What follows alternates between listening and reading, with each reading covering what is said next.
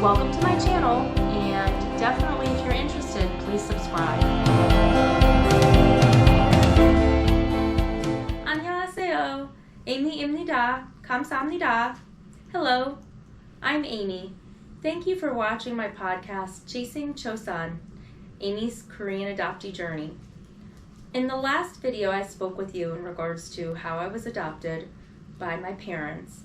And this is a disclaimer. When I say my parents, I am talking about the adoptive family who raised me. If I say biological mom, birth family, then I'm speaking about my relatives who I do not know. Korea Social Service is the adoption agency where I was placed for adoption to the United States. So on the Korean side, there is Korea Social Service, and on the American side is Welcome House, which is actually a part of Pearl S. Buck International. This is the only official document that I have regarding my adoption.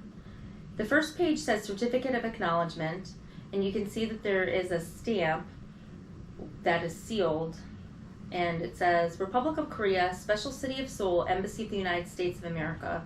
And so this document is showing the Consul of the United States of America stating that I was going to be adopted to the United States of America through the embassy. This is the actual document, and you can tell it is an official document by the stamp and seal. And then the paper is actually pretty delicate.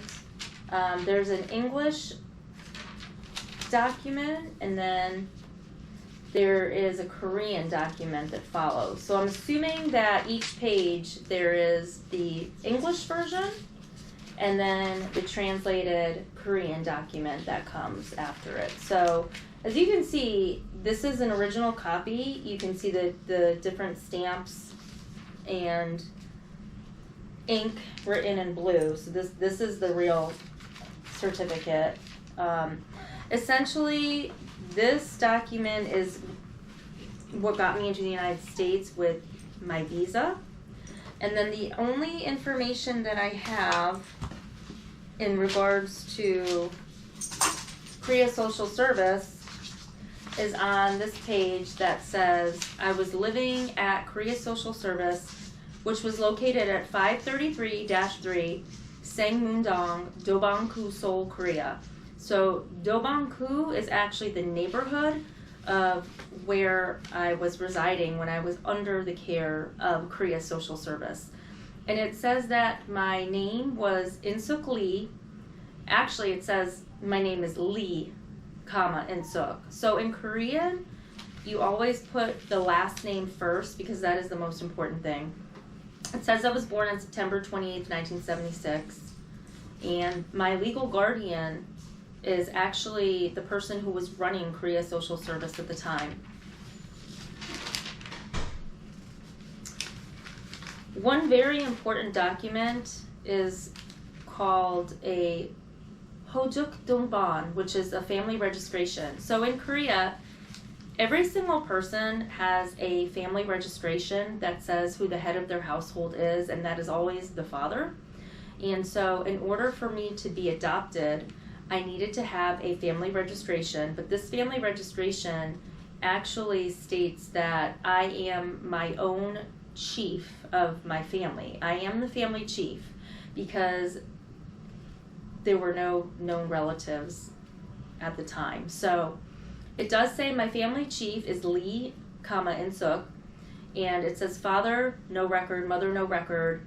And my family origin is Hanyang, which as I understand is a clan of South Korea that was in a long time ago, essentially. So somebody from Korea Social Service had to make this information up in order to give me this family registration and then essentially say that I am the chief of my family and that there is nobody else, so that then I could then be adopted out from South Korea to the United States. I have the documents from Welcome House, which is the United States side of the adoption. And so they wrote a report on child for whom admission to the United States is required. Lee, Insuk, female. Date of birth, September 28th, 1976. My address was Korea Social Service in Seoul, Korea, and my place of birth is Korea. And it says, reason for placement abroad, abandoned child. As of October 1st, 1976, this newborn baby girl was 19 inches long and weighed 7 pounds.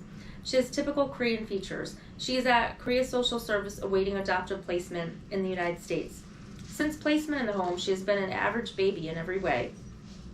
And then there's documents that show statement of release and guardianship, application for certificate of legal guardianship, and family registration. So this document here is essentially what was communicated to Welcome House, which then went to my parents, who are in the process of adopting me.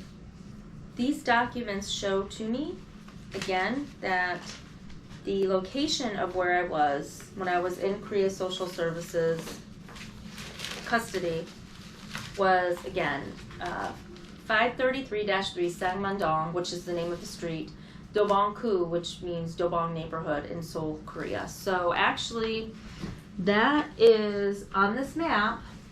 Dobong-ku would, as far as I know, be right here in Seoul. My parents needed to get a visa for me to come into the country. There was paperwork that they had to fill out, and I was able to get some of this paperwork actually from the, I guess it was called at the time, Immigration and Naturalization Service. A copy of my visa paperwork says, both parents are unknown. The baby was placed to the KSS, meaning Korea Social Service, receiving home on September 29, 1976 as an abandoned baby through Wooey Police Station. Wooey is spelled W-O-O-I-E. Mrs. Woon Soon-yo, the superintendent of the above said home, released the baby on October 7, 1976 for overseas adoption. Both parents are unknown. So this paper is really the only detail that I have in regards to how I came to be at Korea Social Service.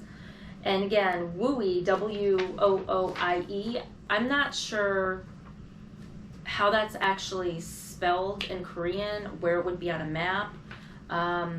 It's really hard to tell because there is no Korean writing about this. So unfortunately, I just kind of have to guess Wooey, W-O-O-I-E, if I were to look that up on a map of Korea. So unfortunately, that's pretty much the only information that I have. I know that I had spoken in my previous video about, is this information correct? Is it real? Is it fabricated? I'm really not sure. So what I've decided to do is write to Korea Social Service. There is an application on their website where you can request your file and get information from them. And so I have gone ahead and emailed Korea Social Service in order to get essentially my secret file, my true file, my secret file, if there is one. I'm not sure if there is one, so I don't have any expectations. I really don't have any expectation that I'm going to learn anything new. I don't have any high hopes. I just feel like all this time I've always thought I was abandoned and that, I would never be able to find any biological relative. This process takes 1 to 3 months according to their website, and so I'm waiting for a response from them, and I will definitely share that information once I do get it. This leads me to my next point, which is DNA is the real and true only way to find out if you're related to somebody.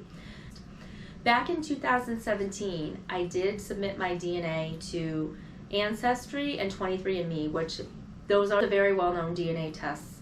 Unfortunately, Ancestry and 23andMe are not used a lot in Korea.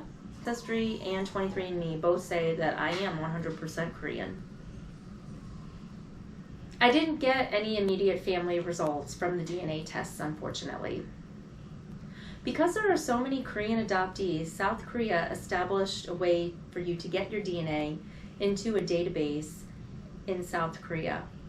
There are participating police stations in Korea where you can go and submit your DNA, and then that way your DNA will get put in a database that is used by their country by people looking for relatives who have been placed for adoption.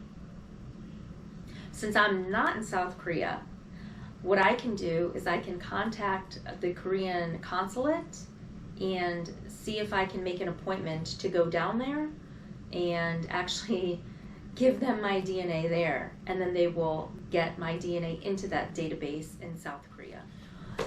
As you can see on the board behind me, I have a list of things that I want to accomplish. I feel that this list that I've made will enable me to go to Chosun from Austin, which is where I currently live. As you can see, the first thing on my list says learn Korean. So this has been something that I've been trying to do for many years. Learning Korean has been something that I've done every now and again. It actually first started with my grandmother, who gave me this book called Korean in Plain English. She gave me this book in 1987, as you can see. She wrote in here. And I've read the book. I'm not even sure if I've ever actually finished the book, but learning Korean has been something that I've been going back and forth with over the years. And I've been fortunate enough living in Austin. There's a Austin Korean adoptee group, and I did end up meeting somebody who told me about meetups and this informal Korean culture and language class, where a native Korean woman named Unju teaches us Korean culture and language, and I've been doing this on and off for a few years now.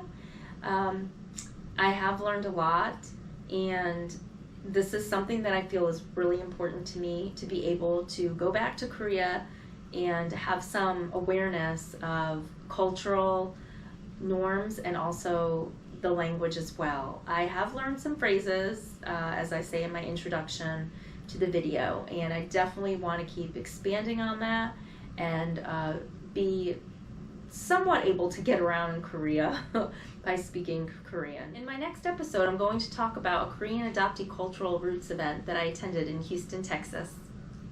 Thank you so much for watching, and please be sure to subscribe. 감사합니다. Until next time, thank you so much.